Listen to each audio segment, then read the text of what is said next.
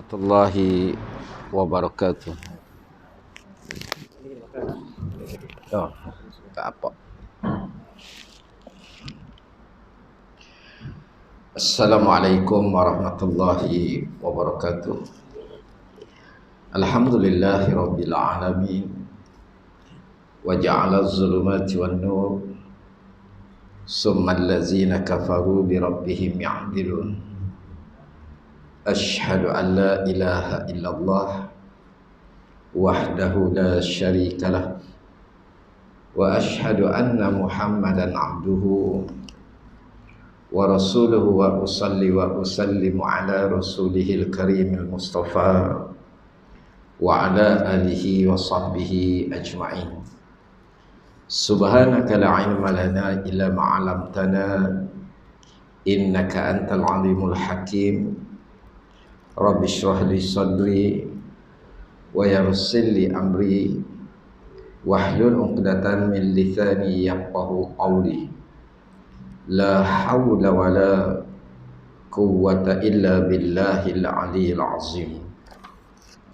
Ini kasihi Tuan Imam, pengerusi serta ahli jawatan kuasa surau, muslimin dan muslimat, hadirin hadirat yang dikasihi dan dirahmati oleh Allah Subhanahu wa taala.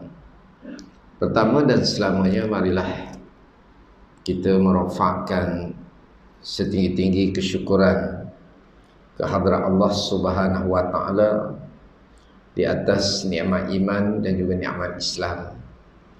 Dan seterusnya kita juga merofakkan rasa syukur kerana pada malam ni kita dikurniakan oleh Allah Subhanahu wa taala kekuatan dan juga keizinan daripada Allah Subhanahu wa taala untuk kita dapat melaksanakan ketaatan dan juga kepatuhan kepada Allah Subhanahu wa taala dengan kita mengerjakan salat maghrib secara berjemaah, dan kemudian dapat seketika untuk kita berada dalam satu majlis bagi kita mengambil peringatan dan nasihat daripada ayat-ayat Allah dan hadis Nabi sallallahu alaihi wasallam.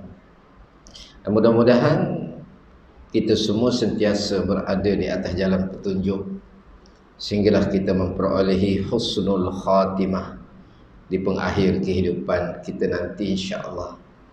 Dan kita juga bersyukur di atas pertemuan kita pada malam ni. Setelah agak lama kita tidak dapat bersama-sama, terpisah kerana pandemik yang sedang berlaku dan masih belum berakhir. Dan kita sama-samalah berdoa mudah-mudahan pandemik ni segera diangkat oleh Allah Subhanahu wa taala dan kita dapat kembali menjalani kehidupan kita seperti biasa, insya-Allah.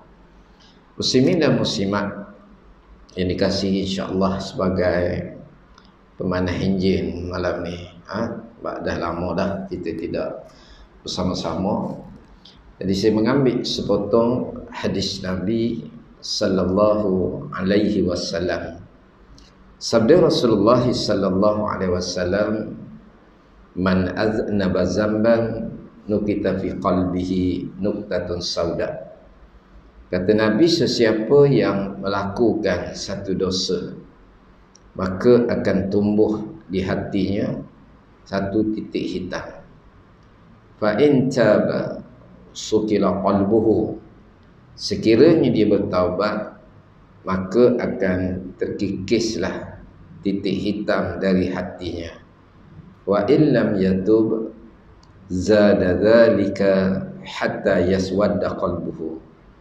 Jika sekiranya dia tidak bertaubat, maka titik hitam itu akan terus merebak sehinggalah seluruh hatinya menjadi hitam. Muslimin dan muslimat yang dikasihi, hadis ini telah diberikan gambaran oleh Rasulullah sallallahu alaihi wasallam kepada kita semua bahawa setiap daripada amalan yang kita kerjakan dia akan memberikan kesan atau bekas kepada hati kita. Amalan sama ada yang baik ataupun yang buruk. Cuma dalam hadis ini Nabi beritahu tentang dosa. Dan Allah sebut di dalam Al-Quran, kalla barrana ala qulubihim ma kanu yaksibun. Bahkan telah termeterailah di muka hati mereka apa yang mereka kerjakan. Jadi apa yang dilakukan oleh manusia, sama ada benda baik, amal yang soleh, ataupun benda yang jahat, tuan-tuan sekalian, dia akan memberikan bekas di dalam hati. Jadi dalam hadis ini Nabi sebut dosa. Orang yang berbuat dosa, tuan-tuan sekalian, maka tumbuh, kata Nabi, dalam hatinya fi qalbihi nuqtatun sauda, akan ada satu titik hitam. Dan jikalau sekiranya dia tidak bertaubat, nak hapus titik hitam dalam hati ni, tuan-tuan sekalian, dia mesti dengan bertaubat kepada Allah Subhanahu wa taala. Syarat-syarat taubat dah 2-3 kali dah saya sebut, dan ustaz-ustaz lain pun saya yakin disebut tentang syarat-syarat untuk kita bertaubat. Kerana memenuhi syarat taubat itulah baru titik hitam itu dia akan terhapus. Dia akan terhapus. Tapi kalau sekiranya wa illam yatub, kalau seseorang itu dia tidak mahu bertaubat daripada dosa, maka titik hitam itu dia akan merebak sampai kepada peringkat hatta yaswadda qalbuhu, seluruh hati dia itu menjadi hitam. Habis seluruh hati itu jadi hitam. Dia akan merebak, tuan-tuan sekalian. Bila hati itu seluruh menjadi hitam, dan dalam hadis yang pernah saya bacakan dulu sebagai sambungan daripada hadis ini, dalam hadis yang lain yang hampir sama, menyerupai bagaimana Nabi sebut bila hati itu bila dah keseluruhannya dia menjadi hitam, maka kata Nabi sallallahu alaihi wasallam, la ya'rifu ma'rufan wa la yunkiru munkaran. Pada ketika itu benda yang ma'ruf tidak lagi dianggap ma'ruf, dan benda yang mungkar tidak lagi dianggap mungkar. Yang ini kita boleh muhasabah hati kita sendiri. Kalau sekiranya kita berbuat satu kesilapan, satu kesalahan dari sudut syariat, tuan-tuan sekalian, kita boleh semak hati kita. Kalaulah sekiranya masih ada rasa penyesalan, rasa bersalah, rasa kesilapan, apabila kesilapan telah kita buat, maka insya-Allah hati itu boleh dibersihkan. Hati itu masih, iman tu masih hidup.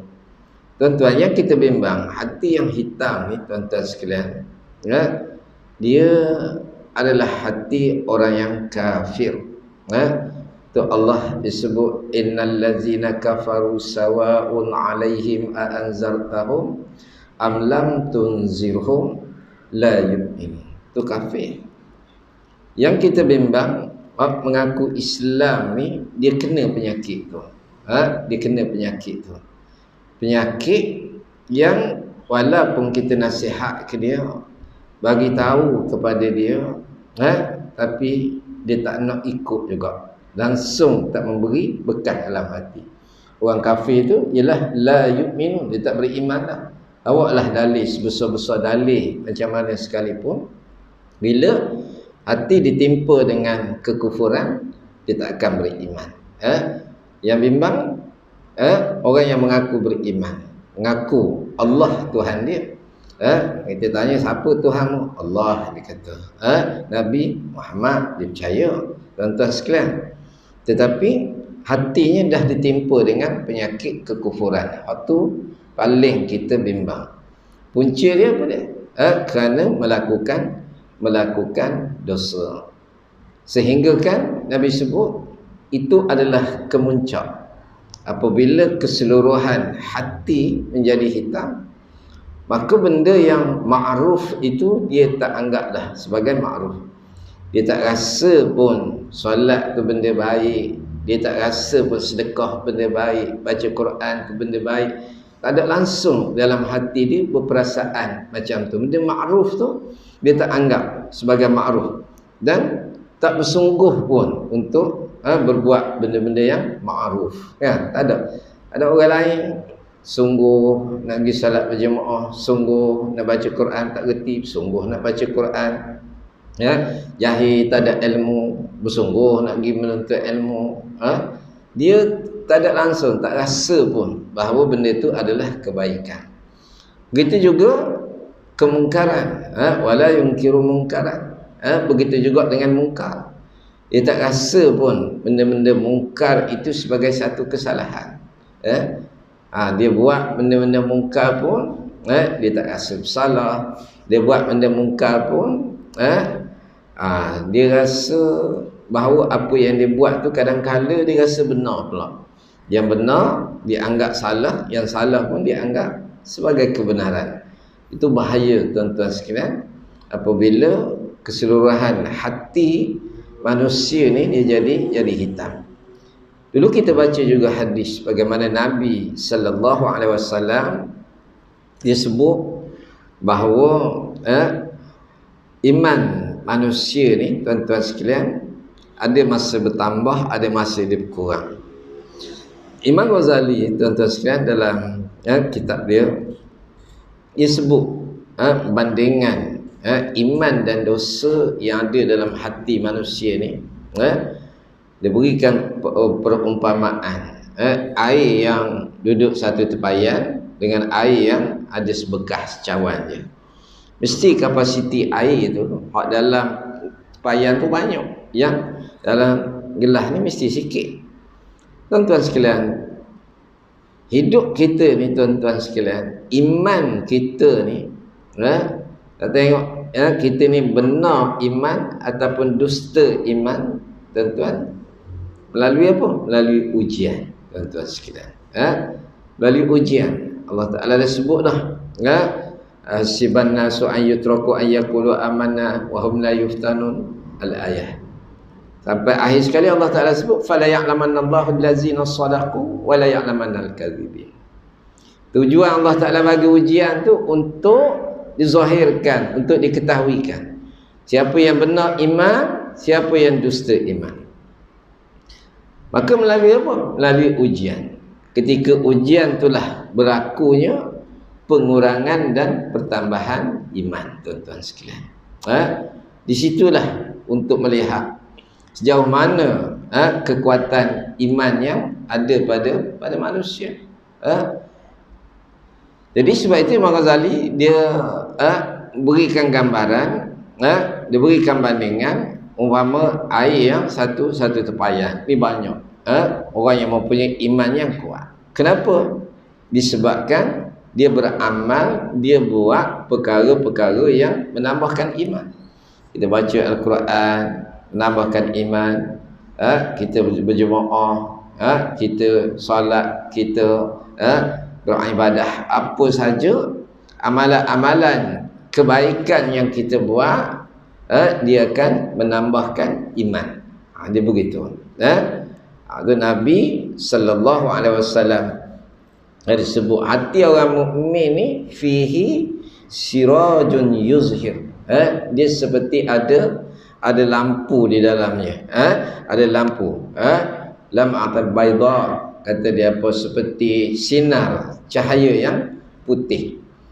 Bila manusia ni dia buat baik tuan-tuan sekalian, maka dalam hati dia tu tumbuh sinar cahaya yang putih, cahaya iman tuan-tuan sekalian. Bila buat jahat, dia mari titik hitam. Mestilah berbeza dua tu. Jadi bila manusia ni dia berbuat kebaikan demi kebaikan, itulah amalan yang menambahkan iman. Tambah iman. Tambah. Makin lama makin bertambah. Banyaklah. Orang yang berbuat jahat pula tuan-tuan sekian, yang melanggar perintah Allah, maka dia mengurangkan lagi iman. Ada satu titik hitam, makin lama makin sikit, makin lama makin sikit. Tiba-tiba Allah Ta'ala bagi ujian. Bagi ujian. Tuan-tuan sekalian, ujian orang yang iman dia kuat. Imam Ghazali beri gambaran satu tepayang, bila tumpah banyak lagi air di dalam, tapi hak sikit ni dan tumpah ke habis kosong. Tu yang bila datangnya ujian jadi ngabang sekali. Hak syirik. Sayang saya seorang, lenilah sayang dia duduk dah. Allah dia tuan-tuan ni sakit. Memang dia tak mayat bang dulu cerita dia lah. Tak payahlah sebut apa-apa, tuan-tuan pun bukan kenal. Tapi nak ceritanya, Allah tuan-tuan sekalian, masa dia tak kenal Allah Ta'ala dulu, Tuhan bagi dia sakit. Bila sakit tuan-tuan sekalian, dia tak peduli dah. Dia pergi juga cari orang yang boleh mengobat. Tok Bomo. Tok Bomo bukan Tok Bomo hak molek tak apa. Tok Bomo bukan semua tak molek. Tak, bukan semua Tok Bomo syirik. Doktor begitu kok. Bukan semua doktor tak syirik. Ada kok doktor syirik. Percaya ke ubat berdoa lalu pun. Apa tak percaya ke Allah Ta'ala pun jadi syirik kok. Tok Bomo gitu juga. Percaya ke benda lain saya pada Allah pun gitu juga. Syirik juga. Tak boleh nak kata Tok Bomo syirik belaka. Tak betul. Tuan-tuan sekalian. Tak boleh nak kata gitu. Jadi dia ni pergi ke Siam, pergi berubat. Dia cerita apa Tok Cha dia kata. Ya seduk penyakit tu buah Temilu. Temilu tuan-tuan sekalian. Orang kata kepah hak tak ada Temilu. Orang Siam pakai hak tu kok. Kalau buat Temilu dia kata bapak berat suruh buat balik, buanglah Sungai Golok tuan-tuan sekalian. Ni dia taubat dah. Umur 60, tua sikit pada saya. Allah dia kata tak cakap nak semayang taubat. Betul. Nak ceritanya nyesal. Nyesal sebab dulu tak ingat ke Allah Ta'ala. Jadi bila Tuhan bagi ujian tu, mudahlah nak mengarut. Nak buat benda syirik tuan-tuan sekalian. Macam-macam. Tu bahaya dia tuan-tuan sekalian. Bila hati tu selalu berbuat dosa, menyebabkan titik hitam semakin bertambah kerana dia boleh menyebabkan kelemahan pada iman tuan-tuan sekalian. Beza dia orang yang sentiasa ingat pada Allah Subhanahu Wa Taala tuan-tuan sekalian, bila diuji, seorang muslimat di dun saya, pengikut tetap ziarah saya setiap hari, tuan-tuan, Allah Ta'ala uji dengan sebulan tu 3 ahli keluarga dia mati. Sebulan 3. Mula-mula anak sulung dia meninggal. Seminggu tu suami dia meninggal. Seminggu lepas pada tu pula anak dia seorang lagi meninggal. 3 tuan-tuan. Tapi tengok di wajah dia penuh dengan kesabaran. Sabar tuan-tuan sekalian. Saya mikir kok kalau kena saya guana lah kok. Tapi saya pun parok kok. 19 orang ahli keluarga kena. Saya tak kena. Duduk rumah saya tu 21 orang. Ramai. Buat cuti sekolah. Kita anak ramai. Anak haji 16. Lantu lagi, cucu lagi. 21 orang duduk dalam rumah. 19 positif. Tuan-tuan, saya habis ilmu bertukang rasa. Dah 33 hari saya seorang kena kuarantin. Dia pun kena 2 minggu lepas positif tu 2 minggu bebas dia. Hak kita ni mula anak hak ni, lepas anak hak ni baik, tak ada anak baik, anak hak ni pula Tak ada padang gitu dah 33 hari meruk duduk di rumah. Mujilah. Tahanlah juga 8 kilo turun body ya. Kalau lain makan ini naik semula dah lah. Naik semula. Dulu lepas kuliah orang ajak makan makan tu hak naik tubuh. Baru ni turun parut 8 kilo lebih 33 hari punya tuan-tuan sekalian. Dia tak boleh ada isteri di rumah lain jadi tak ada selera makan. Baik tuan-tuan sekalian, Allah Ta'ala uji sikit, sibuk nak naik bendera putih dah. Bayangkanlah tuan-tuan sekalian, bukan kita tak nak bantu, tapi kita Islam. Bila saya tak setuju, kecoh satu seluruh Malaysia tiban kita. Kita buat tak tahu je. Tak ada pasal kita nak mengikut orang ramai dalam pegangan kita terhadap agama. Tuan-tuan, kita orang Islam, kita ada izzah dan kita ada iffah. Satu, kemuliaan. Kedua, air muka kita ni ada. Tuan-tuan sekalian, Islam aja macam mana? Kalau kita susah, Islam aja, pertama kewajipan kita ni membantu. Wali nafsika alaikal haq wali ahlika alaikal haq. Kita ni sendiri ada tanggungjawab. Tanggungjawab nak jaga isteri, tanggungjawab jaga anak, tanggungjawab nak jaga mak bapak. Lepas tu tanggungjawab kita kepada adik-beradik, tanggungjawab kita kepada jiran. Ni tanggungjawab. Islam aja kalau kita susah, jangan sebarkan kesusahan. Beritahu orang yang paling dekat dengan kita. Kalaulah awak naik bendera putih, tuan-tuan sekalian, anak awak tak cara awak ke? Mak pakmu tak cara kamu ke? Adik-beradik tak cara ke? Tuan-tuan jangan main benda-benda gini. Apatah lagi orang kafir dia tengok, tuan-tuan sekalian. Islam sama Islam tak jaga. Itu bukan tak boleh mohon, tetapi Islam aja sembunyikan kesusahan, minimalkan, jangan sampai orang ramai tahu. Jadi mak ayah tak jaga ke? Anak tak jaga ke mak ayah? Saya wasak sendiri orang hak mencadang. Lepas pada tu orang pengikut dia pula. Adik jawab. Dia kata saya tak setuju sebab Islam aja begitu. Kita boleh mengadu lagi ke sahabat anda kita yang rapat. Takkanlah sahabat anda tak bantu kita. Dia begitu. YB ada. Kalau saya tu siap, boleh kata hari-hari letak nombor telefon, talian hotline kita. Telefon je, WhatsApp je. Tak payahlah mau nak beritahu satu dunia dia angkat bendera putih. Dia kata iyalah. Tapi kalau dia duduk seorang dekat bawah dalam hutan tu, tak ada orang boleh tolong macam ni. Dan kalau dia duduk dalam hutan, mau angkat bendera putih buat natang dia. Siapa dia nak tengok? Kena fikir kita Islam. Banyak lagi orang yang awak boleh hubungi supaya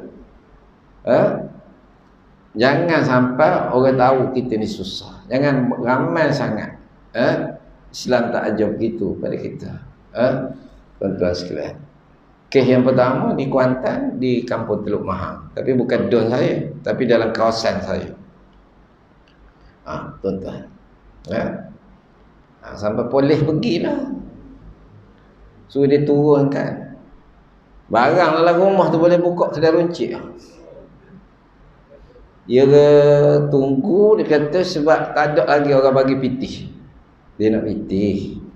Tapi orang bagi barang. Musim gitu, tak bagi pitih, siapa nak bagi? Tuan-tuan sekalian.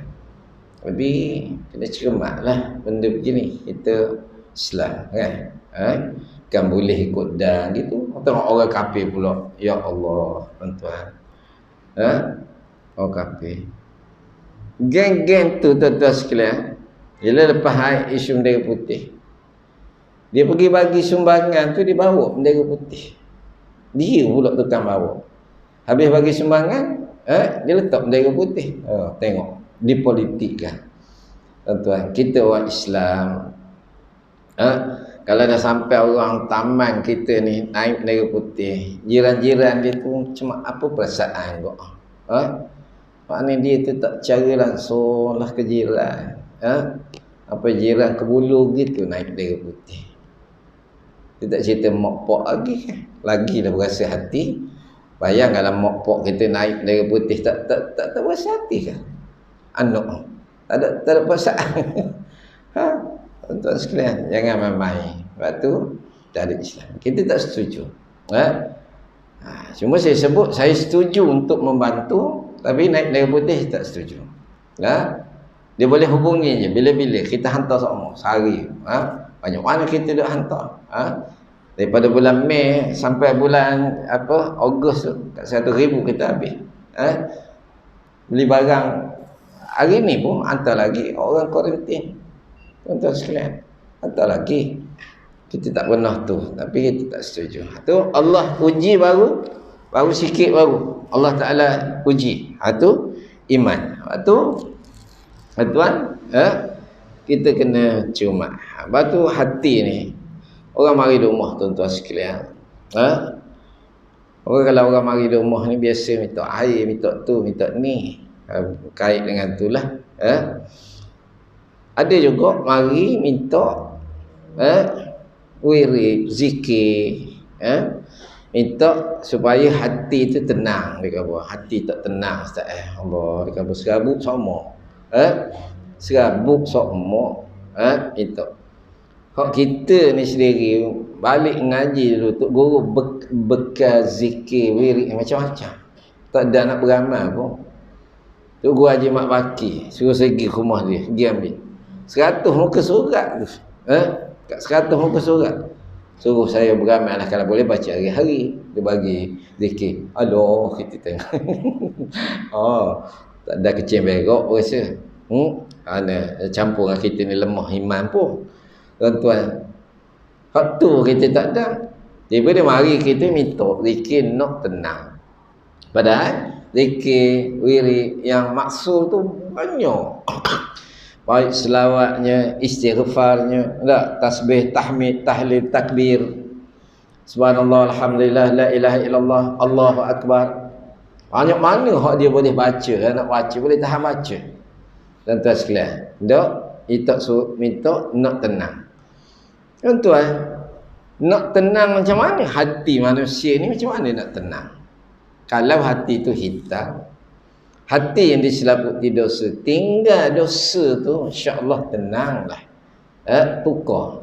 Daripada buat dosa, tukar berbuat kebaikan. Insya-Allah tenang. Tuan-tuan amallah. Awal-awal pagi hari solat berjemaah, awak pitih sedekah surah ke sedekah ke apa semua. Awal-awal pagi tu buat. Mari surah jangan mari kosong. Bawa seria dua riyah kita ada. Masuk tabur surah. Masuk ikutlah apa hak tulis situ. Kada tabur orang miskin ke apa semua, masuk. InsyaAllah perjalanan kehidupan kita sehari itu tenang. Kita beramal seawal-awal pagi, tuan-tuan sekalian.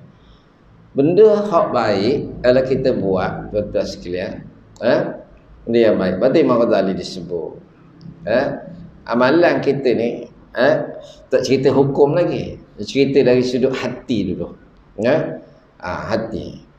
Amalan kita ni dia kata, nak tahu betul tak betul, bila kita buat, hati kita suka dan orang lain pun suka. Amalan hak tak betul, bila kita buat, hati kita pun tak suka, orang lain pun tak suka. Sebab memang melainkan orang hak dah peringkat, hati dia tu hitam. Itu cerita lain dah. Jadi peringkat kita ni, tuan-tuan sekalian, bila kita buat satu-satu benda tu, hati kita akan rasa suka, rasa tenang. InsyaAllah dia baik. Lepas tu kalau pagi-pagi hari lagi kita berjemaah, waktu kita bersedekah pula pagi-pagi hari, memang jiwa kita akan jadi tenang, tuan-tuan sekalian. Ni duk mari bawa surat buat dosa, Dia buat dosa, bila nak tenang? Dia takkan tenang orang yang berbuat dosa.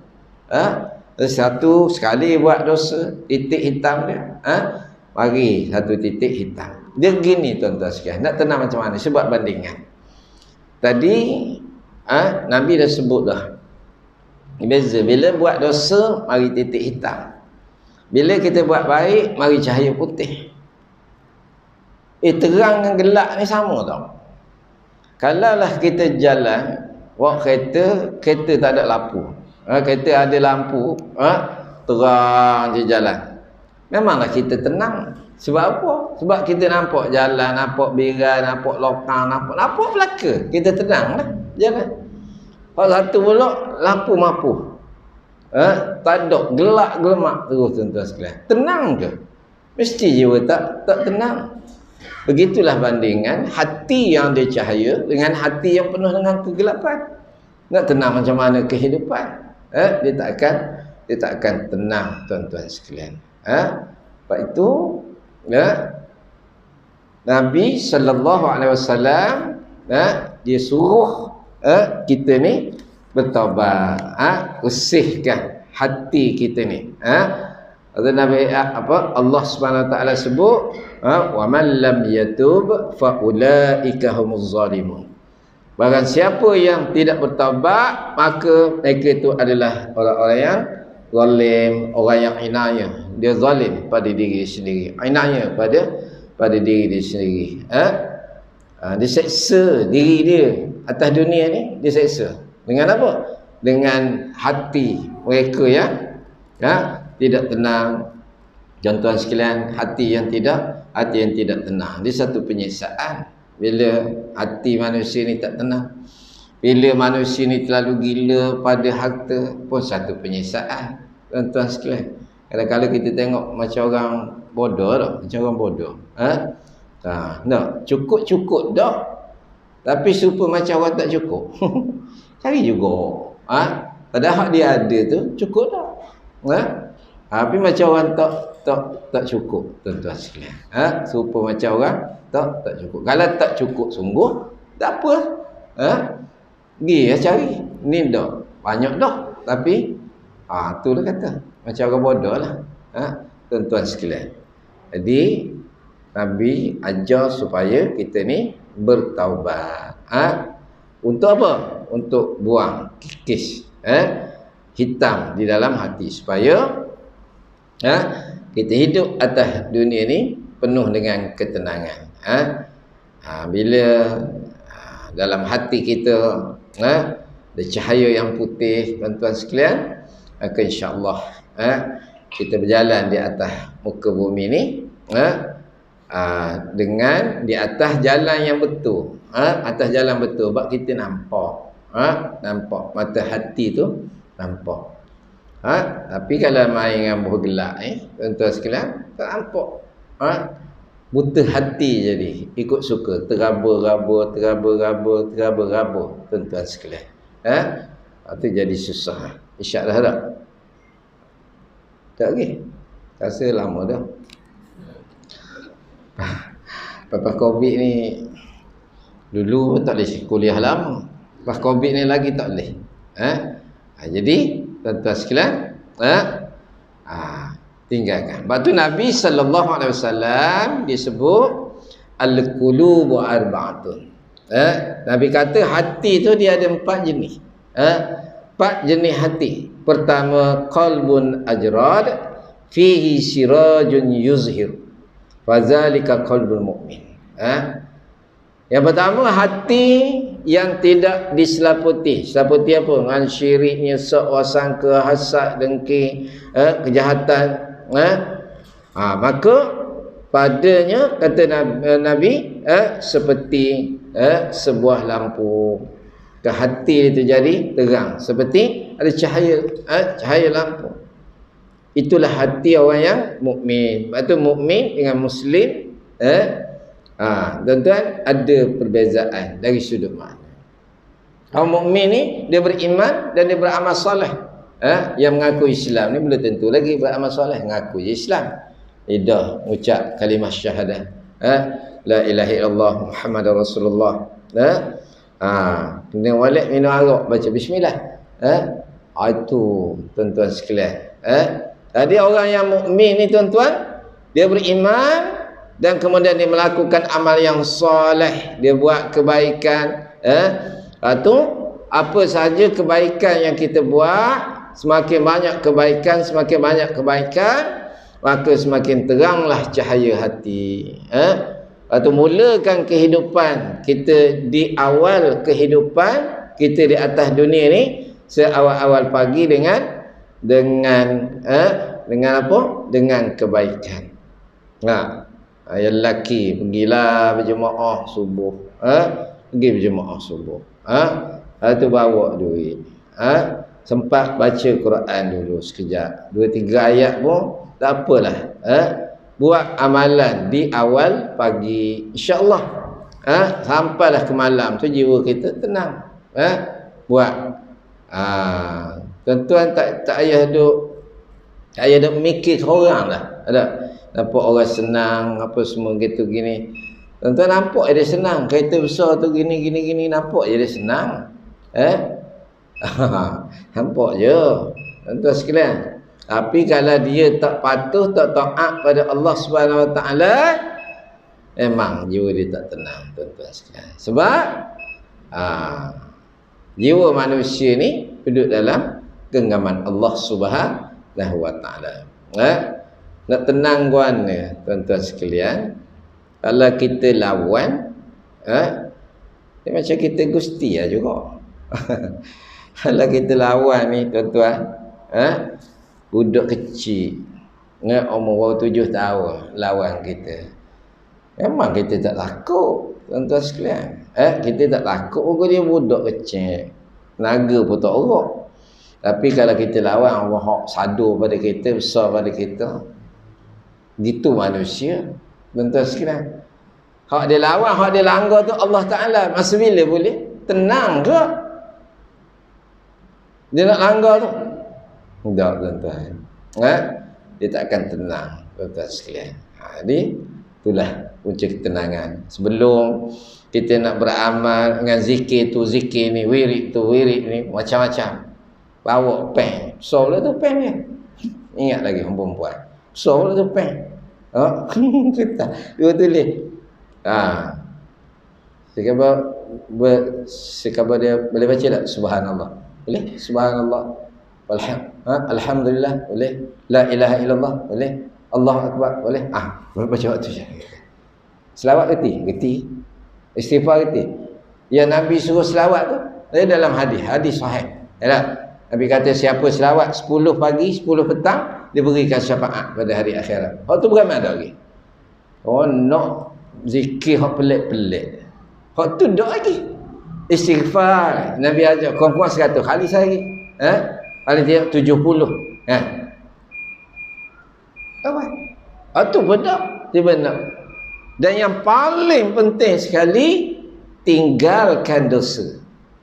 Nak dapat ketenangan. Dan buatlah kebaikan. Sebab lagi kita buat kebaikan, bertambah lagi cahaya hati. Makin banyak kebaikan, bertambah lagi cahaya hati. Tenanglah. Jiwa jadi bercahaya.